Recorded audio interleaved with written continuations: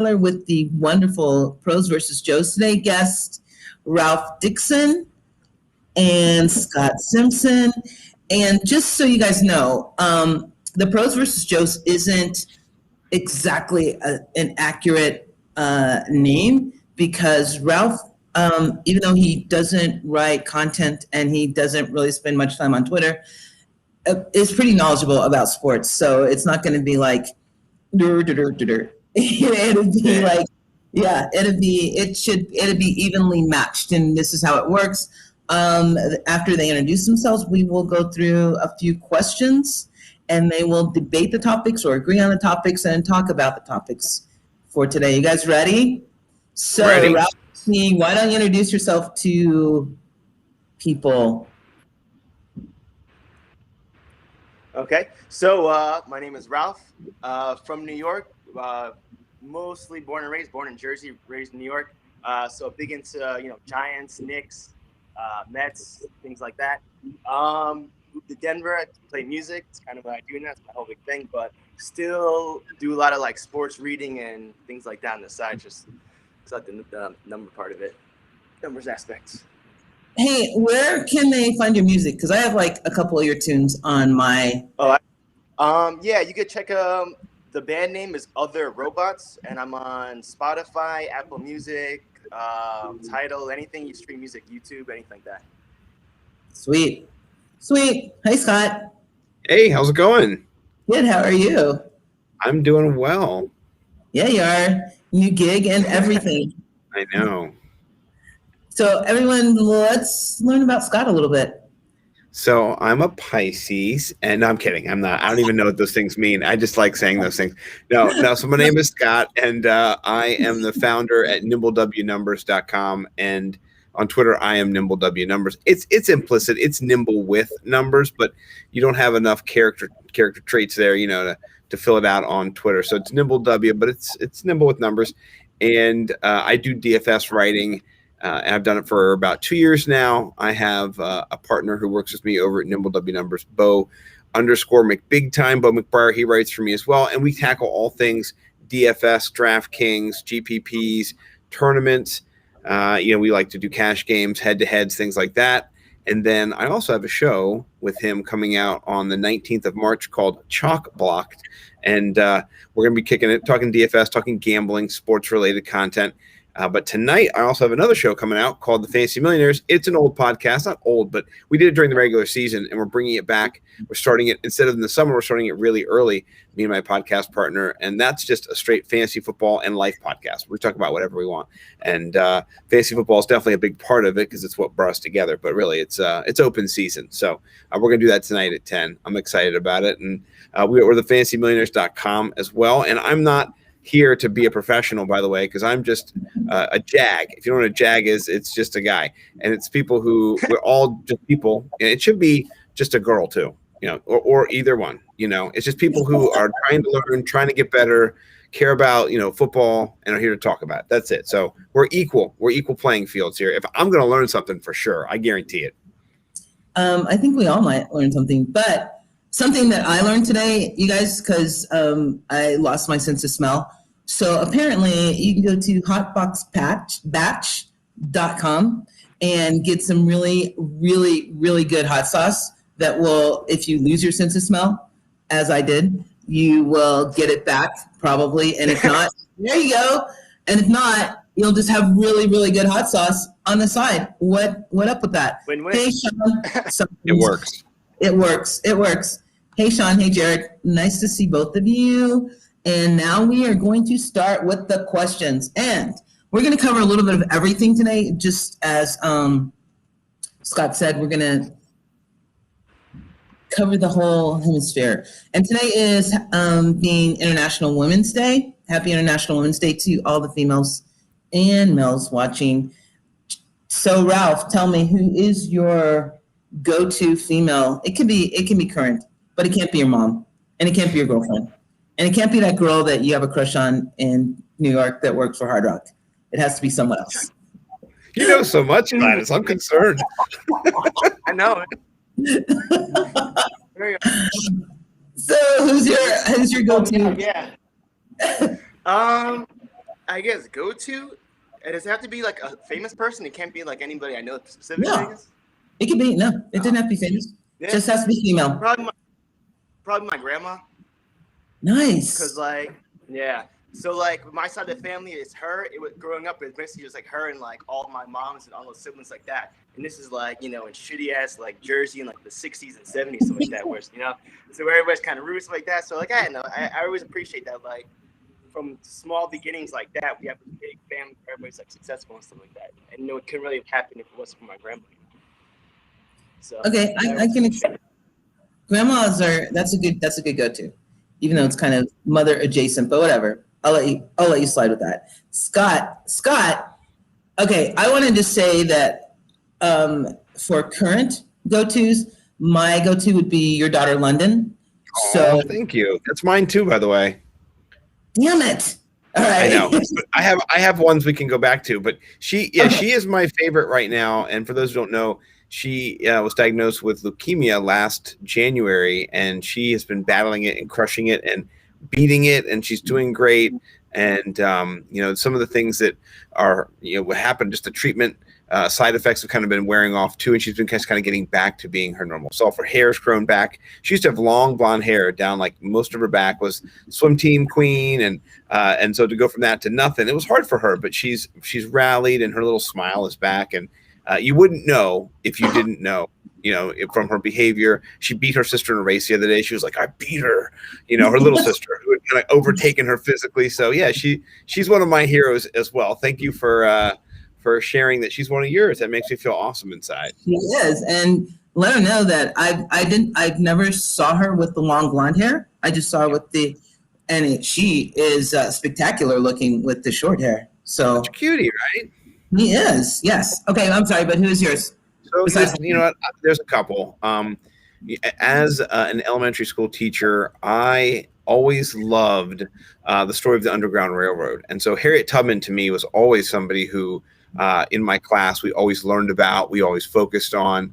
And so I live in Maryland, and I've lived my whole life in Maryland. She is one of the most famous Marylanders to me, and one of the true heroes of the last 300, 400 years of our country. Somebody who sacrificed herself to save her family, to save other people, who just wasn't about herself. I mean, that to me is a true hero. So she's one. And then Fannie Lou Hamer, if you don't know who she is, she's somebody who organized voting rights for African-American people in the South and across the whole country.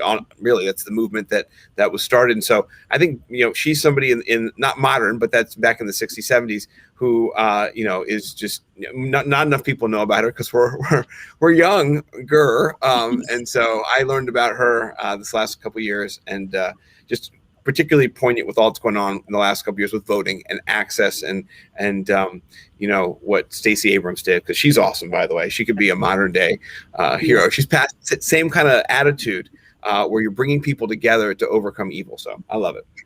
I love your answers. I love both your answers. And hi, Kyle. Thanks, Kyle. You're the best.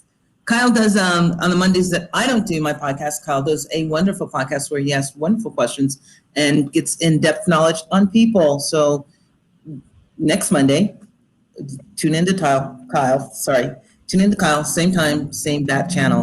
All right, let's start with the questions and debate topics. The first one I'm most interested in, and it's because of a conversation that I had earlier with Ralph, is about contracts in the Big Four. And I consider the Big Four the NHL, the NBA, the NFL, and MLB.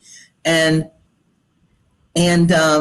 for you guys, which one of those leagues do you think has the most pro player contract, and which has like the least pro player contract? And I know that Dak just got signed today for $66 million dropping into his account. So, but on a large scale, Scott, which league do you think is more pro player on their contract issues? So, I think overall, if you look at the average salary per player in the league, the NBA averages something like 8.63 million per player. Or NFL's down in the 3 million. So I know there's less players on the court, and there's more revenue to split. Well, not more, but there's more revenue per player because there's less of them compared to the other leagues. You're not as big of a team. So I think it just NBA in general, the average player is having a longer career. They have a more lucrative window for their career. Looking at the contract structures, they're both, they have different options that build off depending on where you're drafted. So I think what both of these leagues have done is they've structured so if you're in the top first section of your draft, you're going to be able to maximize your money more so than the other third round, fourth round picks. You have less leverage in those other rounds. So I like that both of them do have that. So it's not like you're just alone, but the NFL has a little bit more just power over you. And so I think that just doesn't bode well for me in looking at how the NFL players are managed big picture. The NBA players' contracts are guaranteed, and they can do buyouts and things like that. But if you're getting bought out, you're getting paid. So it's a little bit different than getting cut. Ralphie, what say you? Yeah, I'd agree that NBA is more player friendly. Like there's less players to kind of share in the revenue, but I'm not sure. But NFL, how do I explain it? Every year, in the NFL, it feels like they're breaking a record and someone's getting the highest in their position basically. And like you don't really see that as much in like a lot of other sports. So like I feel like they're trending upwards with like people getting more and more money a little bit, but NBA definitely does have more, does pay out more. But one thing that I feel like kind of gets brushed aside is the contract lengths for like the rookie deals. So like I know the NFL, you have a 4-year deal, then you get the fifth year option, and NBA I believe is also 4 years. Then MLB, which I think is like the absolute worst for players. Like nothing about it is player friendly. Where your first contract is 6 years. And then they can manipulate it where they get a free 7th year. And exactly. And then now what they're kind of doing nowadays is they're kind of people establish them early. They'll if you ever played Madden, you get like a 7-year deal for like less money. So you're paying less, but you have them for longer. So it feels like more. For example, like everybody's clamoring about the Tatis deal or Manny Machado or Bryce Harper, but like they're getting paid like $10 million. Like I think it was $30 million over like 10 years. So what's he getting paid like? Tatis is like $25 million a year. Like Dak Prescott this year in 2021 is going to get $75 million guaranteed. And then 42 for the next 4 years, where you can then renegotiate for even more money if the market goes up. But Tatis, people like that, they're kind of locked in. So if the market changes, they're still locked in at their lower rate. So not really a big fan of how the MLB conducts their contracts. Well, yeah, the MLB holds people hostage, and like you said, that extra 7th year, what they'll do is they'll delay bringing you up from the minors until it gets past a certain date, and they're like, "Oh, that year does not count if you come up now, so we'll bring you up now, get the revenue at the gate from you. We'll make it so that we're maximizing our value of you, and you get lumped in for another year." So I do like that. The only thing that all these leagues have variations of guaranteed contracts. And how those are structured. And I think the thing about the MLB is you can have dead money. You think about Alex Rodriguez, where he was just eating up money. It doesn't happen as much now, but there's still examples of that. And so I think in all of these leagues, the NFL has like you said, the greatest potential for stars to, if you're not LeBron James or somebody else, but to really maximize your value if you're in the top echelon, particularly quarterback. I mean, quarterbacks can do something that only 20 of them can do in the whole planet, or 25 can do. And so I think you're right there that those are probably the alpha contract getters and biggest, but the average Joe in the NBA, I'd rather be him sitting on the bench making $12 million than, the average linebacker who's getting, crushed for like, $800K. So 100%. Definitely. I agree with Kyle's comment that the NFL is top heavy. So you have all these players making lots of money, and then the practice squad or the bench guys making less, although less to them is still like a lot to us. You know what I mean? It's, you're sitting on the bench and you're making like $800K. Okay. That's still a lot of money, but there is that big gap. And I don't know. He says the NHL contracts are similar to the NBA. does the NFL have the biggest gap between the haves and the have-nots, so to speak, in relatively speaking?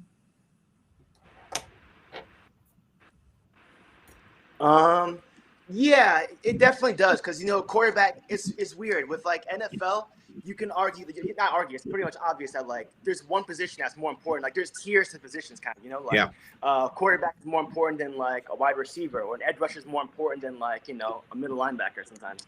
But like, and like things like the NBA becoming more positionless than that. I mean, with the NFL, what I've noticed too, like a lot of star players are kind of moving around. Like a lot of people aren't really like, used to be like, if you were a franchise quarterback, you were stuck, you were safe, you could do anything you want. But now it's like Russell Wilson can get moved to Chicago, So like I feel like a lot of this, like, that's going to bring down might bring overall quarterback value a little bit, because like, why pay for someone else if you just trade for someone else? I mean, it's not as hard to get a quarterback anymore, especially with like how good college quarterbacks are coming into the league. Like, because now the league is more like offensive based. A lot of college concepts kind of transferred over. So like you can see like Joe Burrow have a lot of success in year one and things like that.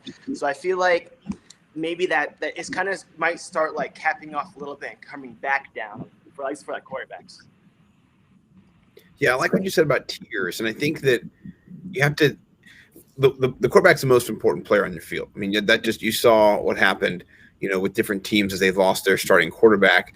The Saints managed to smoke and mirrors it, but when they brought old man, 8 rib broken, 11 rib broken, can't throw the ball, torn rotator cuff, Breeze back, you couldn't do anything. Surprise, surprise. So I definitely think you got to have the right, quarterback in place, but if you don't protect him, if you don't have a line, and so it's kind of like how you allocate your value, and quarterback's top heavy, but then you got to protect him with good offensive linemen, and then you got to complement them with players, and it's hard to do that. It's hard to kind of get people on their rookie deals, and that's one thing you mentioned too, is the length of these deals. What you want to see as a coach is a rookie emerge, and so that you in the NBA or the whichever one you got, probably NHL. They don't really have the rookie they're playing in juniors and minors, and they've been playing since they're like 7, but in the NFL and in the NBA, you want your guys to develop in that first year, and the second year just to take off, because then you have them for 3 years, and you can get them for another 5th year.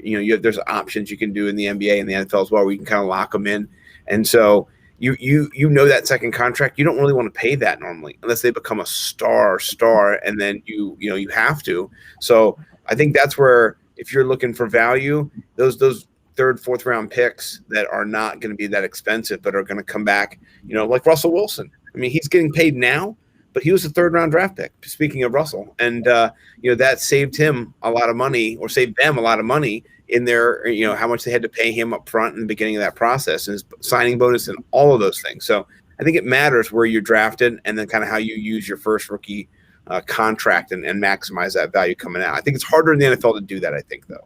But the rewards are bigger. I think that's what Ralph kind of touched on. And which is like an excellent segue into the next question. What is your opinion of the NFLPA telling, and I think they made the distinction, which is a legal distinction, telling their players that they could work together on these upcoming contracts because of the lower salary cap. So basically telling players to collude. Do you have a problem with that, or no? Not really, because exactly like in a situation like this is where owners can get that wiggle room. Like, look, man, the cap's gonna be a little bit lower, so once you play ball with us, we'll take lower, and they'll try and maybe like use that opportunity to like reset the market. We're like, look, we got this guy for this much, and he's like an A player, so how would we give you anything like that? So I'm not really opposed to it. I like the idea of like players like sticking their ground. I would say maybe not like try and like hardball this year, but like I would be more in favor of like take like a 1 year, 2 year deal for like a little bit less, and then next year when the cap goes back up, they can like really pursue the real money. But like, and this year I do feel like the players should kind of make like a wall to kind of like protect themselves from any kind of like market like resetting or kind of like readjusting the levels like that. Scott? So I read a little bit about this today in preparation, and I think there's a difference between colluding, which is actively trying to drive market prices up or down by collect joint effort, in a way, and just keeping people updated. Like, hey man, like they're lowballing.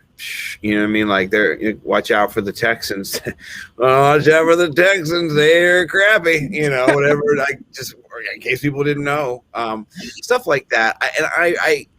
I'm not for collusion. I'm not for like an organized database kept by the union of offers that are being collected and compared and stuff like that. So that's where the union could make bad choices, and that is collusion. When you start building an active database of who's offering what and how people are being valued, that's where you just kind of know. But the hearsay or the talk to your bro, I mean, that's how you should be doing it. I mean, really, if you're a fraternity of a tier, like Ralph said, of a group of players, and that this is the max of your tier, here's the base of your tier, everybody should be trying to bring the base up and push that max. So I know it's not always like that. We're always out for ourselves, particularly in football. It's next man up, and if you can do it, you do it for yourself, But I do like the idea of just brotherhood and talking to each other. I don't think that's wrong at all.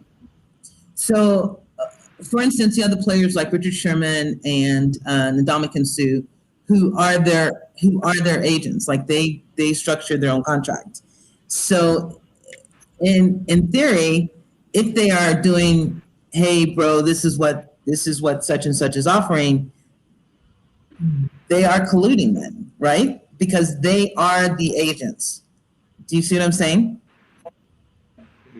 That's a very interesting spin on kind of the hats that you're wearing in that process. Yeah.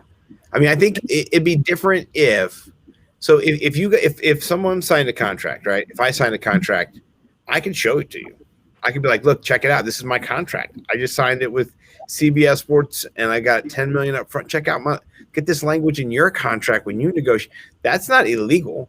It'd be illegal if I said, what are you going to give me? And they say 10 million. And then I shared that data with you, and then we manipulated another, whatever. I think that would be colluding. So I think if you're just sharing your information that you have signed, and if you're sharing, just, I don't know how they always do this, like put a piece of paper on a napkin number on a napkin, they push it back and forth across the internet. I don't know how it works. I'm not sure.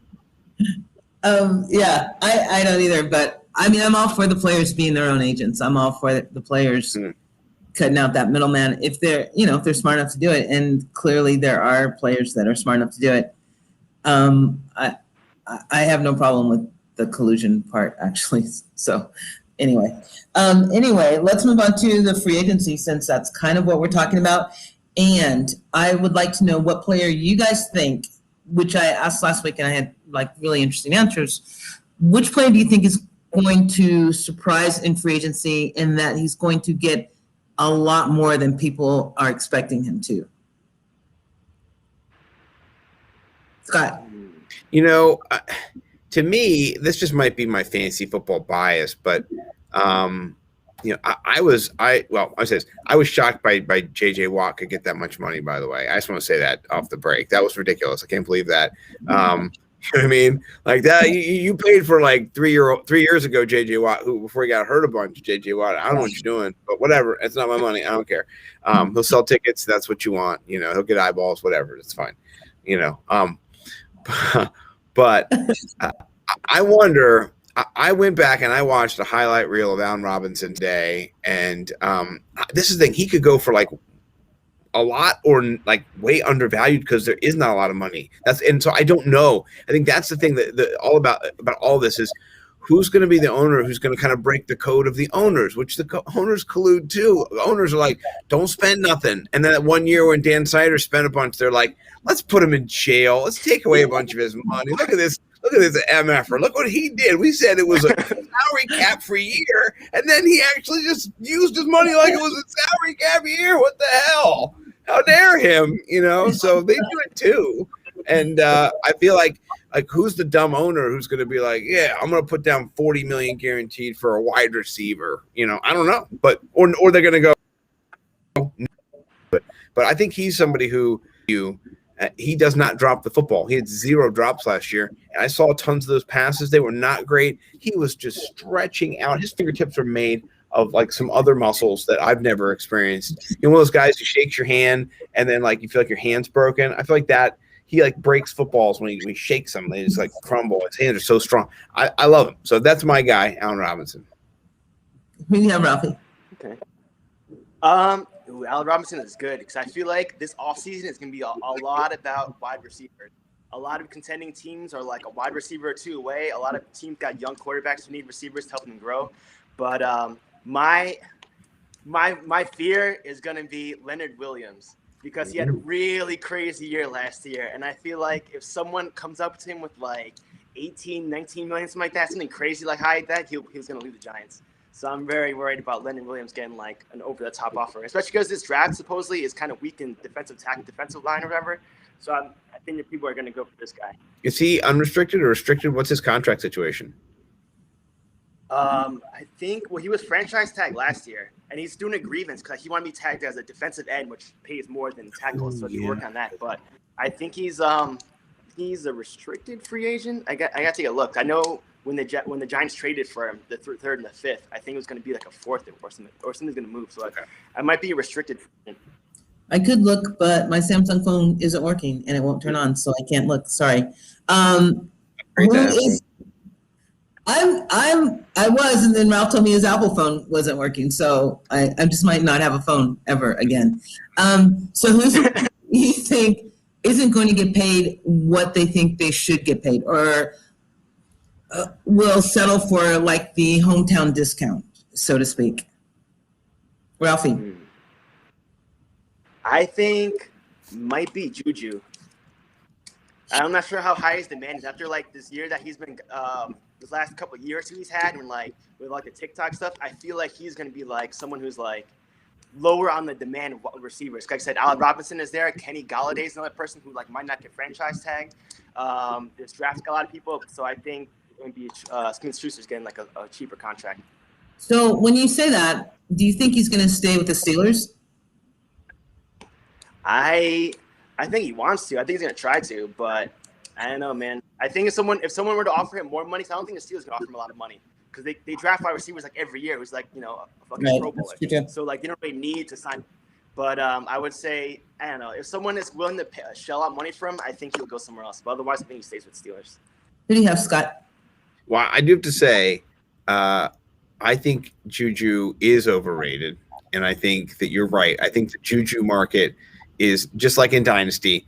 It is not as robust as it could have been, or as it was projected to be. But with that being said, I don't know. It's not, Leonard Williams is somebody who is somebody who's really interesting. I mean, being 27, he's at a good age. He's got, maybe 3 years left. So I do like that. That's a good person to kind of think, kind of what happens. I like Shaq Barrett. I don't know what's going to happen with Shaq Barrett. He is a monster. So is David. There's a bunch of linebackers in that whole crew for the Bucs that were monsters. So I don't know what his value is going to be. I don't know where, projections, but around 20 million a year. I don't know if he gets that. I think that is it's not wishful thinking, but I don't see him getting that. I think he's great. I think he's worth that, but I don't know I think they want younger players. I know the edge rushers and linebackers are really important for driving your defense and getting pressure, but I don't know. I think he's somebody who is worth 20 million. I don't think he'll get it though. I think he'll probably have to get like 18 million it sounds terrible, but it's a big deal when you're that good. It matters. Which kind of brings me to a question that I hadn't thought of until Scott said this. Do you have a team like the Bucs who have just won the Super Bowl, but who have a ton of free agents, a ton of pivotal free agents that are coming up? Do you think that they will take a lower amount of money to stay and try to get another ring? Or you have like people like Ndamukong Suh, like I said, who does his own contract. You have Shaq Barrett, you have Chris Godwin. These guys have a ring now. So do you go for the money? I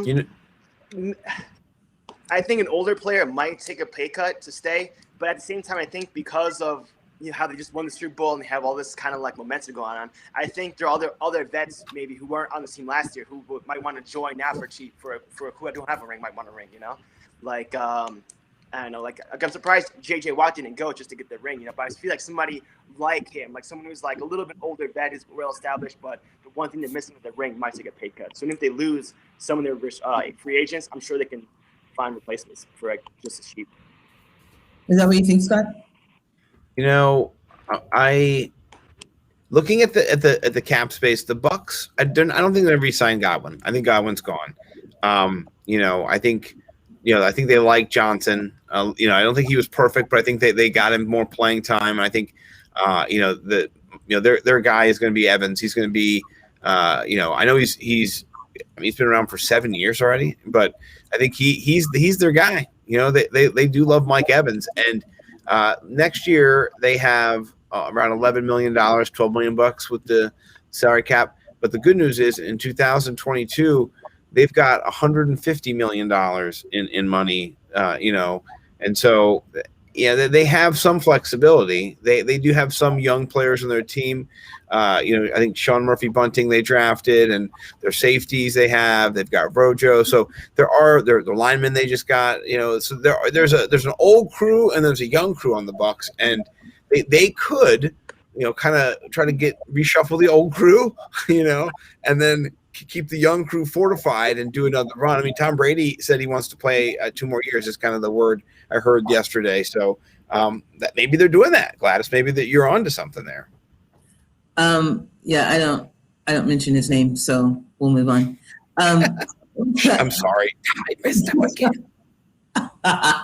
No, that's fine. We're going to move to the draft since you talked about the young players. So consensus is Trevor Lawrence going number 1. Although I think, I think it would be ultra spectacular if Urban Meyer was like, nah, I'm going to pick someone else number 1. I'm not even going to go quarterback. I'm going to go somewhere else. What? You think? They're not going to fire Urban Meyer. They are not going to fire Urban Meyer. All right. So who do you think is the player that is going to sneak into the first round that no one, people are probably talking about, but they're going, it's like a second round players. Ralph, who do you think the player is going to sneak into the first round? Oh, so I'm not too well versed on a lot of like draft stuff. I don't really watch a lot of college sports. But I feel like, based on just what I hear, like in a general sense, I feel like edge rush and D-line might go early, just because there's so few that are like, actually like really good. So I feel like some of those people might sneak into the first round if if they're maybe like a second round talent, just because of the lack of supply of them. Okay, I'm going to stick with you, Ralph, for just a second. So do you think that, is there anyone that you can think of that you think might fall out of the first round? Like a quarterback, you can give me a position. Like do you think a quarterback or wide receiver? Probably Trey Lance. Really? I think a lot of people like a first round talent, but I don't feel like teams view it as that. Like, I feel like he might fall first round. First quarterback. Okay. Scott, who do you think is going to sneak into the first round? Well, I don't think he's sneaking anymore, but what I've noticed the last couple of years is that quarterbacks are overvalued. Go figure. We're trying to find a quarterback. And so somebody like, Mac Jones, who's not terrible. He's not bad at all. He's a solid quarterback. He's probably going to go in the first round now. He's probably going to go. And that is just, people need quarterbacks and they want quarterbacks. And so I know that you reach for them in the draft because I've watched everybody reach for them in the draft. That's what you do. Geno Smith. I'm sorry. Anyway, there's for every Lamar Jackson, there's a Geno Smith. You know what I'm saying? And so then there's a Russell Wilson who you get way late, or a Kirk Cousins who you get. Tom Brady. Yeah, Tom Brady. So you said it. But I think Mac Jones could be somebody who maybe he's not in a traditional year has that grade as a round 1 first round pick, maybe because the quarterbacks suck up vacuum, kind of like we need to get one. Maybe it forces somebody to make a move desperate team who, has a suck. I don't know, like Pittsburgh, could get a good quarterback. Wow. Sorry, No. Ben. I'm sorry. Can I call him Biggest Ben now, or Roundest Ben, or what? What are we going with this year? I don't know. We're just going with down, Ben, down. We're going to go with Deshaun Watson. That's what we're going to call him. We're going to bring in Deshaun Watson. That'd be tight. That would be so tight with all those receivers. All right, so who do you think is going to maybe fall out of the first round, Scott? I don't know what the value of these running backs are. And, I love, Najee Harris a lot. I don't see him getting past the first day. I think he's going to be in the first round. I don't know. This is where, I'm going to speak frankly like Ralph. I'm not as well versed, particularly in defensive players, and kind of where risers and fallers are. And because my specialty is fantasy DFS, particularly, I've watched some of the wide receivers kind of come and go and move up and down on the boards, and some of the running backs as well. But I don't know yet, and so I can't pinpoint somebody who's going to fall yet. But you said Trey Lance. Was Ralph? That's who you said. Yeah, but honestly, yeah, because I feel like as far as quarterbacks go, as you were talking, I was thinking about like Mac Jones is a name I keep hearing a lot, but I'm always confused about that because I feel like I said, I don't really follow out college sports, but I feel like quarterbacks from Alabama, stuff like that, don't do very well in the NFL. Yeah. Like, I looked it up, and I feel like the last Alabama quarterback to win or like play in a playoff game was A.J. McCarron, backup from the Bengals. So I'm like, because a lot of these players from those like really good programs, they're not used to really having hard. Their separations like 3 yards. Like they're used to players being like open. So when it comes to NFL, right, so the open is like a half step, so they can't really adjust that kind of game speed. So I'm kind of like, yeah, I forgot all about Mac Jones rising up. I feel like that's probably gonna be like the bad choice. Well, yeah, and we'll see, because one thing I've heard the comp for Trey Lance being Josh Allen because of the big body and kind of the not being able to move. He's not like a super fast guy, but just being able to kind of stretch the field and move outside the pocket. And so, he's gonna have to get faster and quicker and have his release be faster for him to be that way. And so maybe somebody overreaches and does go get him, and because they can see that potential. But maybe he's somebody who is overvalued, who doesn't produce right away. Who before would be a day 2 person. But I think all these quarterbacks, man, I think they're all just going to get gobbled up. I think people are very, it's a position of scarcity. And so that creates that you can move up, you can have value and make some picks and have somebody jump up into that first round, and you get a 4th round for it, or, you move up a couple spots, get a 5th round, 2nd round. So, take what you can get. So we'll see what happens with the QBs.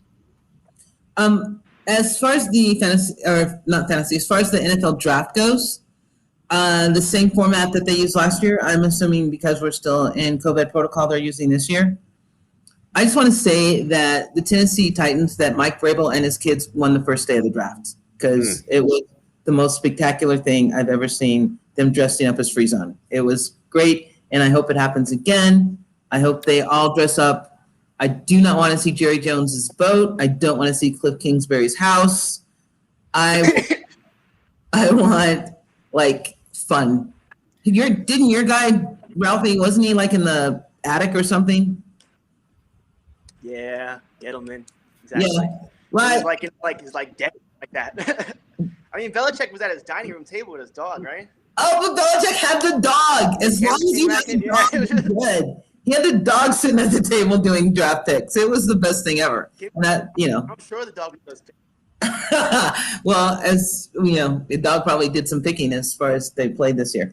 All right, I'm going to skip over one, and we're going to go to fantasy draft strategy, since we're talking players coming into the NFL this year in the draft.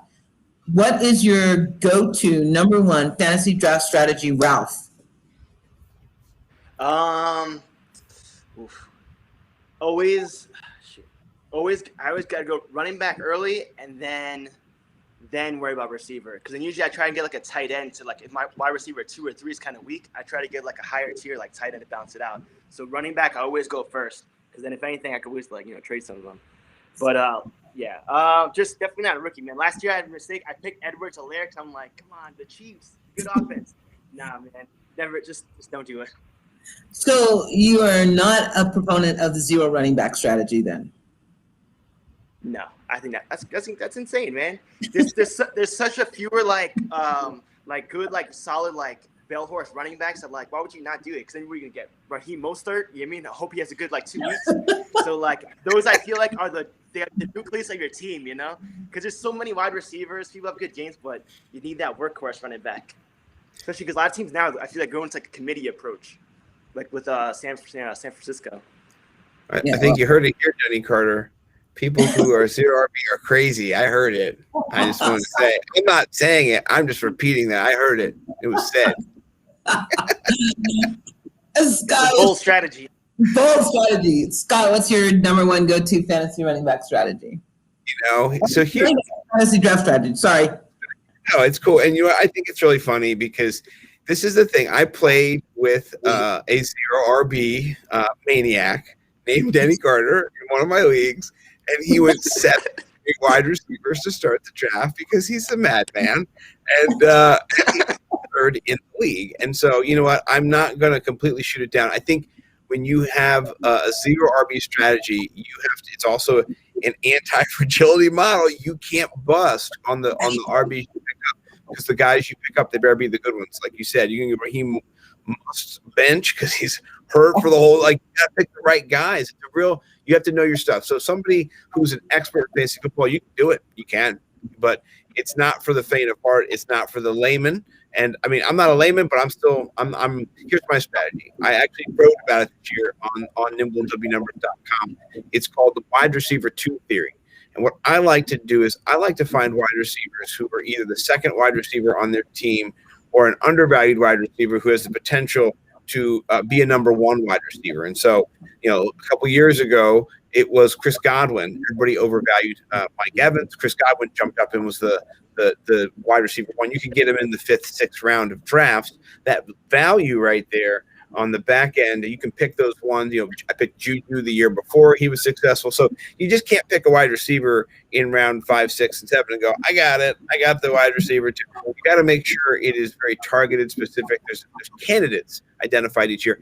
Justin Jefferson was one. So if you got Justin Jefferson using the wide receiver 2 theory, you read the little blurb I did about him. I didn't say he was Stephon Diggs, but he's filling in those targets were what you were looking for. You're chasing the opportunity. And so it's a great way to kind of attack. And Ralph sounds like he's kind of already onto it, going RB first. So I do that. I went in my last draft. My maiden draft. I went Devontae Adams with the 10th pick because that was just a great pick. So I had to do that. And then I got my running back coming back around in the second round. So I'm not against going for a wide receiver in the first round, but it's got to be Tyreek Hill, Adams. Those are the kind of the 2 I'm going to be reaching for. So. All right, I like it. I don't really have a strategy when I play. I just not zero RB though. It's I'm trying to think when I picked an RB last year, and I Patrick Mahomes was my first pick, and George Kittle was in a bunch of leagues, so I did really well, as you can tell, with George Kittle. But yeah. I think he was my first pick in actually the Scott Fishbowl because I picked 12th, and yeah, that worked out really, really well. Anyway, so let's not talk about my failures as a fantasy football player. Let's talk about the Giants. Speaking of failures, sorry, Ralph. The Giants. What is their most pressing need in the 2021 season, Ralphie? And what do you think their record's going to be? So Giants, their main issue deficit is they need a wide receiver 1. There was games last year where I saw there was one play where no wide receiver ran a route. And I was like, of course he's going to get sacked. There's no one running a route. Everybody's blocking or just kind of doing nothing. I was like, what's going on? So they need that one top dude to kind of take the top off the offense. So I think either what they're going to do is try to go for Kenny Galladay or Allen Robinson, or try to draft someone at 11, because their next need is is just like re-signing a lot of the defensive pieces. If they could if there's a way they can keep Dalvin Tomlinson and Leonard Williams, and so working on Jabril Peppers' contracts like that, all they really need is like an edge rusher, really, and there's more draft, but like wide receiver is probably the top one. Some people think they might trade Evan Ingram and draft Kyle Pitts instead, which is another interesting option because apparently he can run anywhere on the field. He can be in the slot, he can have outside, he can play like a tight end, like a wide receiver. So they maybe some people might say he might trade Evans and go that route too. Not really a big fan of that. I prefer like a wide receiver like Waddle or Jamar Chase, something like that, but wouldn't be too upset with it. Do you know where you guys are in the salary cap? Are you above or below right now? Below, but like barely. Maybe by like I think they released David Mayo and Golden Tate, and somebody else, and I think it's freed up like maybe like a couple million in that. But they're under, just maybe like by like 10 million or less. Okay, Scott, what is your opinion on the Giants? I agree. I think they do need a wide receiver. They need somebody taller than 5'8" or 5'9" or whatever. You know, and Evan Ingram, they should definitely move on from him. His stone hands. He's got a great body, I guess you can say. I don't know. Can you say that on here? I mean, I'm comfortable saying it. He's got a good. He has a tight end body. Yes. But or like a move tight end body, but he doesn't have the hands of it. Like, you know, it's like, you know, just one of those guys who's like, "How you doing?" You're like, no, you look good, but then you blow it. You start talking, and it's over. So, I'm not a fan of stone hands, and so I agree with you. Get rid of him, and then get in somebody. Maybe you draft, I don't know, somebody who is 6'4" and you know, from Oklahoma State. I don't know. There's people out there. I don't know what you can do. You can find them in the draft, or, you know, or Allen Robinson. That's tight too. So I like it. I think Ralph's spitting the truth. More agreeing than debate. Honestly, I think he's, you know, I don't want to disagree with him because he sounds pretty right most of the time. You know. And it is quite the love fest. It is quite nauseating, but. Imagine if I was drinking. I'm the kind of guy who, after like 2 beers, I'm like, "Listen, you want to be best friends, and then we could start a podcast. I only have 9 of them. It's another podcast." So yeah. Okay. Well, I mean, you know, it's valid, and you'll send them hot sauce. You'll send them hot sauce. You'll be friends. We'll be good buddies. You will love it. All right, brothers. We're going to move away from fantasy football for just this question. What is the most overrated musical genre? I really have trouble with that word. I'm so happy that I got it out. Genre. Yeah, because it's spelled wrong. But anyway, Ralphie, will you go first since you're the musician? Yeah. Really, a lot of it I think is just like, I mean, I know I'm probably sound old when I say it, but like EDM, man, I'm just not a big fan of it. I feel like a lot of it just responds to like a lot of people in their 20s entering the work week or the work cycle and like being disappointed by how like not as like and you know entertaining like TV makes it seem, so they overcompensate by just going out and doing mad drugs, listen like electronic music. I'm like, I guess cool, man, but like I don't know, it's more of like a science than like an art form. I feel like, you know. EDM, I can get on board with that. Scott, what do you think? Really cool. I think that's deep. That's a great answer. You know, I don't want to make people angry. I would just say that I have friends who live in the South who I visited and who I spent time with. And there's just sometimes I turn on the music and the radio, and there's just a certain level of thinking that's going into some of the songs I'm hearing. And I think there could be more. That's all I'm saying. Yeah, that's all I'm saying. So I don't like to talk about my truck or my gun or my dog. I just don't. You know? And I mean, those are all things I don't have anyway. But I mean, if I had them, I mean, those are just like the basic things I have. Like I would write a song about things that are way better than those. You know, so it doesn't fit with me as a person. That's all I can say. You know, without saying, I understand. And who's your all-time favorite musician then?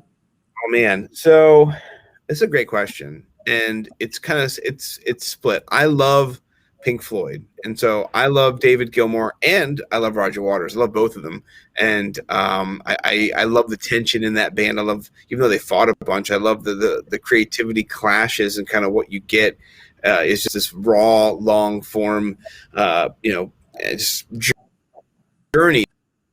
Pink Floyd's a story. Each album is deep with the history of the members, of their experiences, and kind of how they unraveled. So I and society, it's a critique on society as well, particularly the patriarchy. So I like it. I like him, Roger Waters, and Gilmore a lot. So those are kind of my guys. Ralphie, who's your all-time favorite musician other than yourself? So I guess in terms of like someone who I like the most, and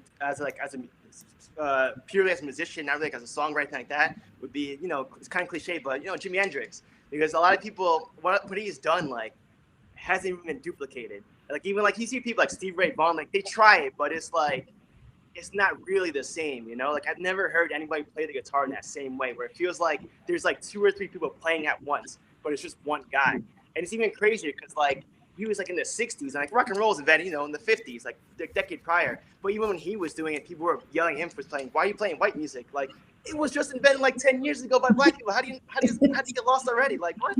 Like people were like attacking outside the shows, like you're playing that white people music. I was like, no music in America was invented by white people, man. Like everything's like a spin-off, but the main ones were all invented by black people, So I just thought, I don't know, just like the era he did it, the backlash he got, and just like what he did was very impressive.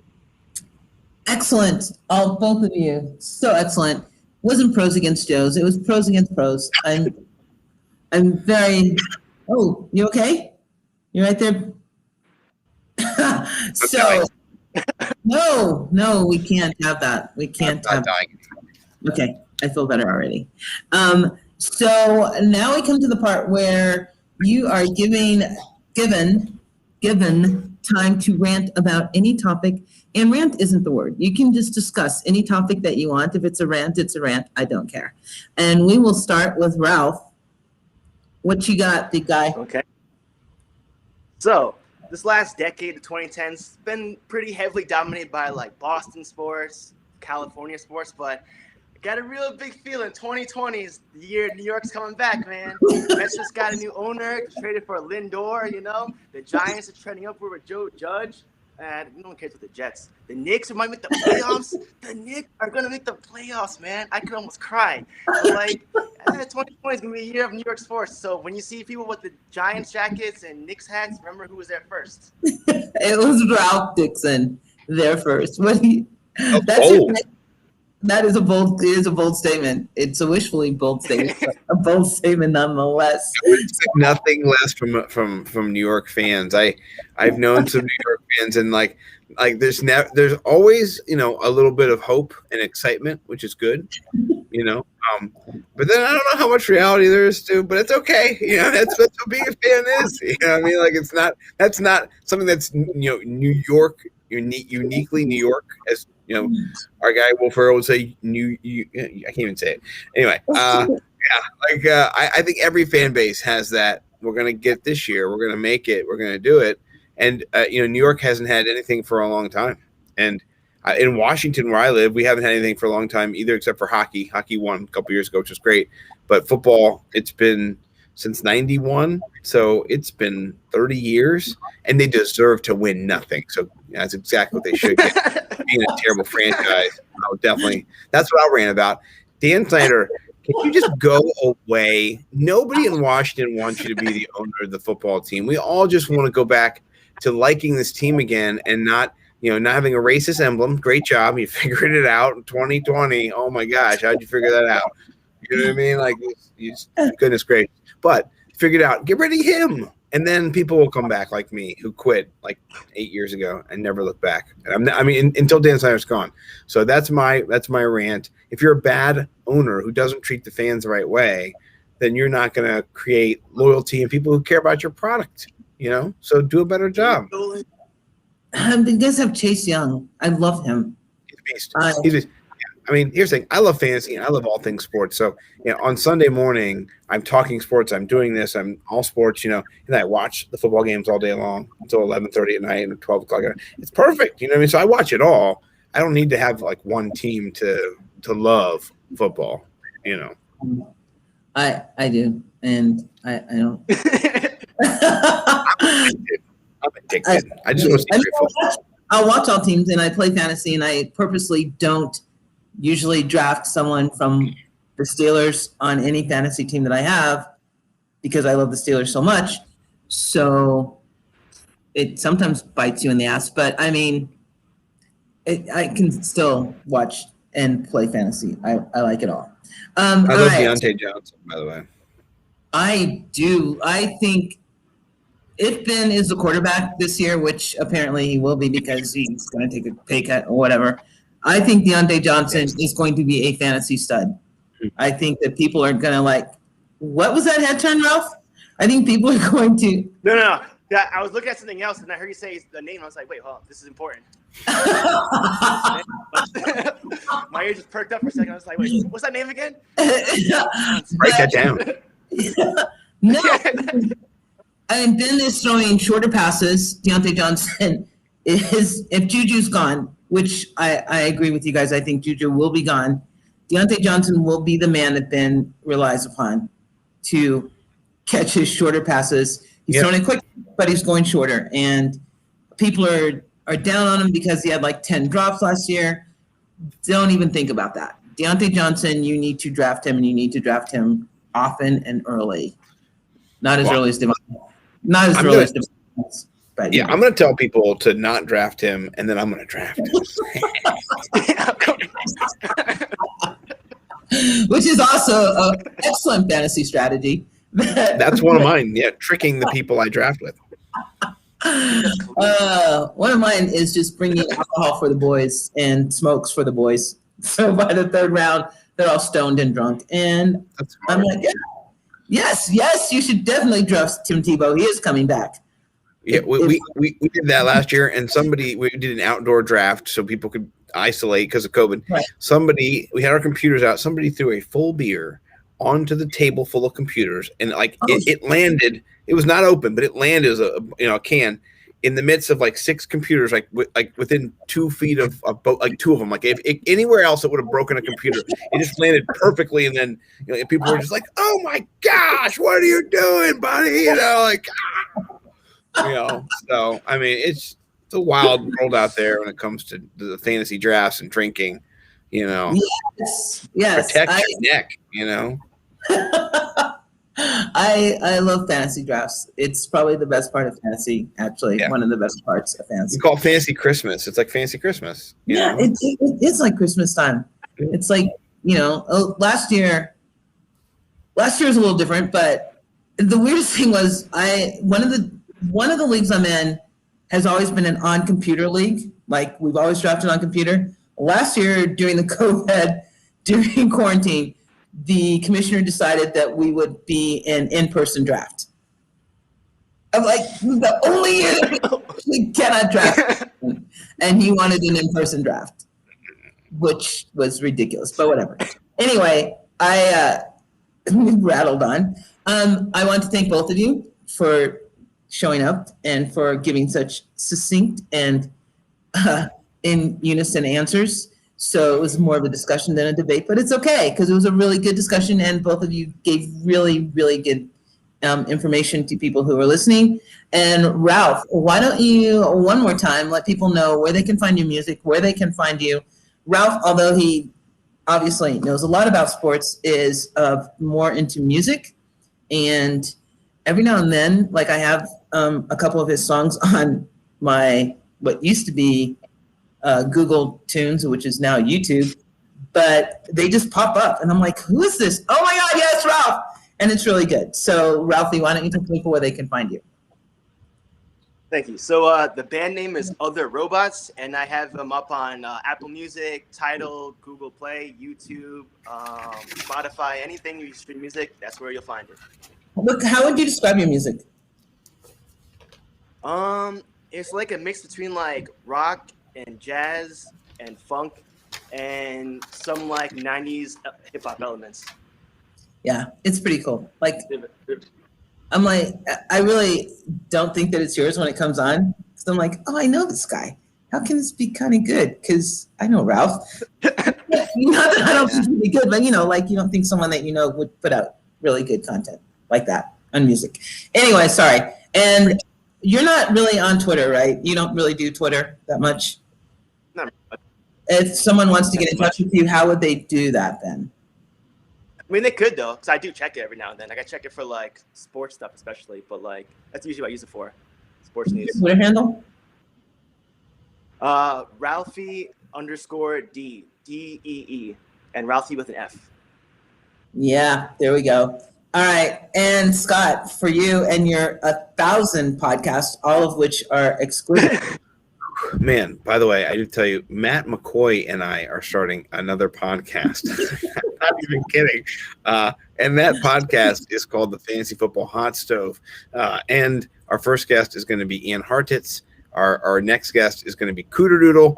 And then I think our third or fourth guest is going to be the legendary Matt Harmon himself. So, Nice. You know what? I'm probably get 6 more spinoff podcasts before that starts. And then my wife will leave me and I'll be podcasting from my car. But anyway, you guys can find me at nimblewnumbers.com and find me at nimblewnumbers on Twitter. I'll have a show tonight at 10 o'clock on the Worldwide Sports Radio Network. This is the cool thing about them. I'm really excited to join them. They have an app. So you don't have to be on Twitter or on Periscope. When Periscope goes away or Twitter stories, you can find it, right on it in the app itself. And you can go watch me and my co-host, Mike Collins, chop it up, every Monday from 10 to 11. And then if you miss it, you can go watch it later because it's there. It's like a video. And so I'm excited about it just to keep talking. I mean, that's the thing. Gladys knows we're addicted to just talking to people and relating and doing this. It's why we keep going. It's fun. And it's a joy to do. So yeah, check me out there and check out my guy, Bo McBig Time. He is the hot box guy, a fantasy football writer as well for DFS. And, his work is great and he sells his hot box stuff and he gets fire hats. I mean, these hats are great. I love them and I can't put them on. There we go. So they're cool. I'm definitely going to pimp these out. Because they look ridiculously nice. So You look ridiculously nice. And as he said, I am Gladys L. Tyler. You can find me on Twitter. You can find me here Mondays, every other Monday. Next Monday, as I said, you will find the lovely and talented Kyle talking to a guest. I don't know who his guest is going to be. Kyle, if you're on, do you know who your guest is going to be next week? Next Monday, same bat channel, Going for Two Live. Oh, the Going for Two Live hat, which I really like hats, but I'm not really sure I like this brim thing going on. But this is our Going for Two hat. Going for Two Live. You can subscribe and you will get all the podcasts that we're on. Once again, gentlemen, it has been a pleasure to talk to both of you. And I am very pleased to have you here, to have you dispense all your wisdom. Get on Ralphie's music, get on Scott's podcast. Thank you again, everyone, for watching. And I will see you in 2 weeks. I will see Kyle next week. Thank you guys very much. Hi, London. Bye, guys.